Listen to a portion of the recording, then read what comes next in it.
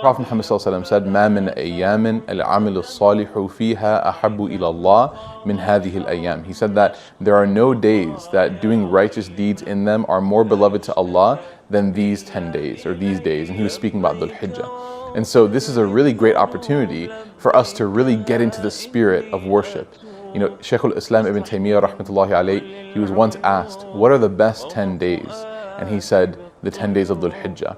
And then the questioner said, well, what about the last 10 nights of Ramadan?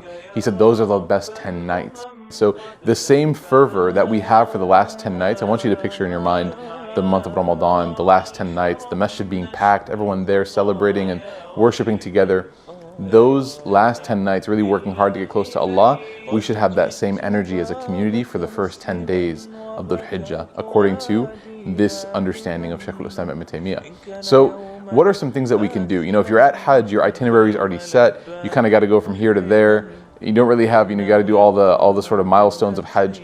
You don't really have a shortage of things to do, let's say.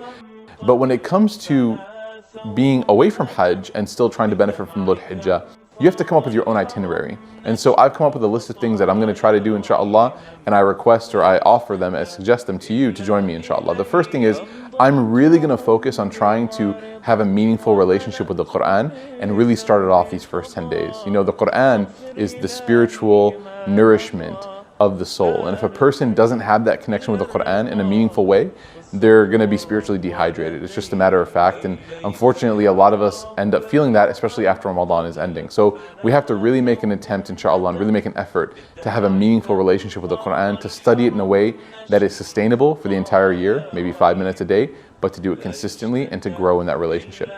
The second is to have a great relationship with the masjid. You know, Ramadan is super special for a lot of reasons, and one of those reasons is that everybody goes to the masjid and sees each other there and connects there. It becomes the hub for the community. So make it a point in these first 10 days to make a relationship, a standing relationship with the masjid, inshallah. The third thing I'm going to try to do, inshallah, is repair any relationships that I have that perhaps have gotten sour, or for maybe an argument, or just broke apart for whatever reason, or just became stale over time due to distance or lack of communication. To reach out to people, ask them how they're doing, rebuild the relationships, inshallah. This is one of the most underrated good deeds that a person can do, is to reestablish good relationships with people that they previously had and then for some reason just grew distant apart from them.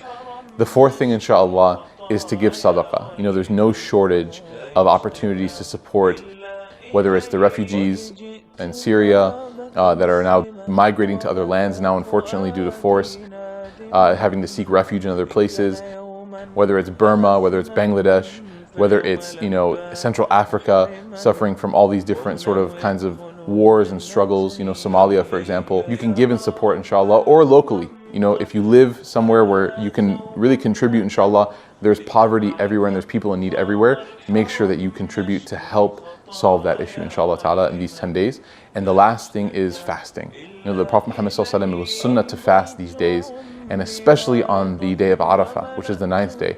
The Prophet Muhammad sallallahu alaihi wasallam was asked about the blessing and the virtue of fasting on this day of Arafah, and he said, يُكَفِّرُ السَّنَةَ al-madiyah wal-baqiyah. He said that doing this deed will expiate an entire year from previous and forthcoming. So you'll get that benefit of being able to get your sins erased from the previous year and the forthcoming year. What an amazing benefit that is for fasting one single day.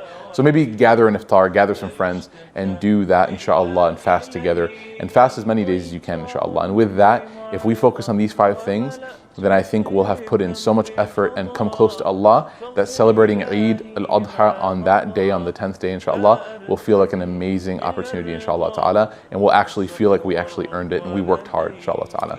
So with that, I say congratulations on making it to the month of Dhul Hijjah. Let's work hard, let's roll our sleeves up and get to work, inshallah, and I hope and pray that everyone has a great Dhul Hijjah. لا يشتكى إلا إليه